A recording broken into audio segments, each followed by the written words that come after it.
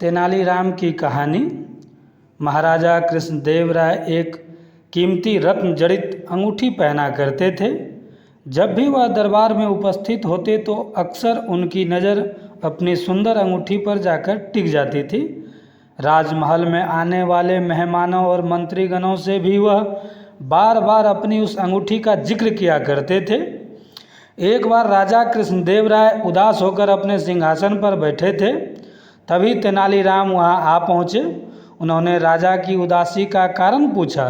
तब राजा ने बताया कि उनकी पसंदीदा अंगूठी खो गई है और उन्हें पक्का शक है कि उसे उनके 12 अंगरक्षकों में से किसी एक ने चुराया है। चूँकि राजा कृष्णदेव राय का सुरक्षा घेरा इतना चुस्त होता था कि कोई चोर, उचक्का या सामान्य व्यक्ति उनके नज़दीक नहीं जा सकता था।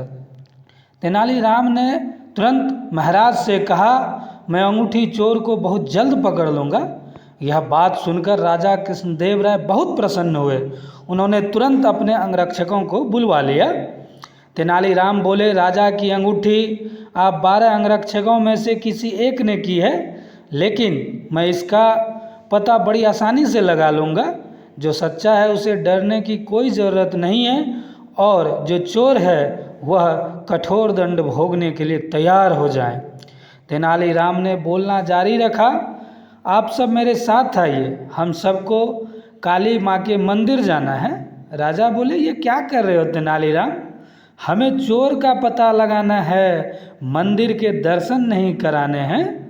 महाराज आप धैर्य रखिए, चोर का पता चल जाएगा। तेनालीराम ने राजा को सब रखने को कहा। मंदिर पहुंचकर तेनालीराम पुजारी के पास गए और उन्हें कुछ निर्देश दिए। इसके बाद उन्होंने अंगरक्षकों से कहा, आप सबको बारी बारी से मंदिर में जाकर माँ काली की मूर्ति के पैर छूने हैं और फौरन बाहर निकल आना है। ऐसा करने से माँ काली आज रात स्वप्न में मुझे उस चोर का नाम बता देगी।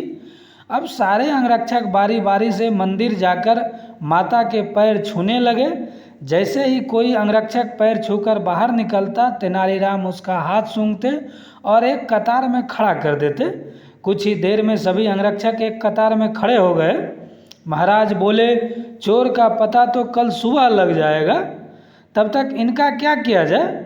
नहीं महाराज, चोर का पता तो लग चुका है, 7वें स्थान पर खड़ा अंगरक्षक ही चोर है। ऐसा सुनते ही वह अंगरक्षक भागने लगा, पर वहां मौजूद सिपाहियों ने उसे धर दबोचा और कारागार में डाल दिया।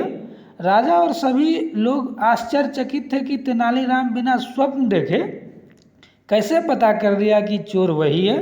तेनालीराम सबकी जिज्ञासा शांत करते हुए बोले, मैंने पुजारी जी से कहकर काली माँ के पैरों पर तेज सुगंधित इत्र छिड़कवा दिया था, जिस कारण जिसने भी माँ के पैर छुए उसके हाथ में वही सुगंध आ गई। लेकिन जब मैंने 7वें अंगरक्षक के हाथ महके तो उनमें कोई खुशबू नहीं थी। उसने पकड़े जाने के डर से माँ काली की मूर्ति के पैर छुए ही नहीं, इसलिए यह साबित हो गया कि उसी के मन में पाप था और वही चोर है। राजा कृष्णदेव राय एक बार फिर तेनालीराम की बुद्धिमत्ता के कायल हो गए और उन्हें स्वर्ण मुद्राओं से सम्मानित किया।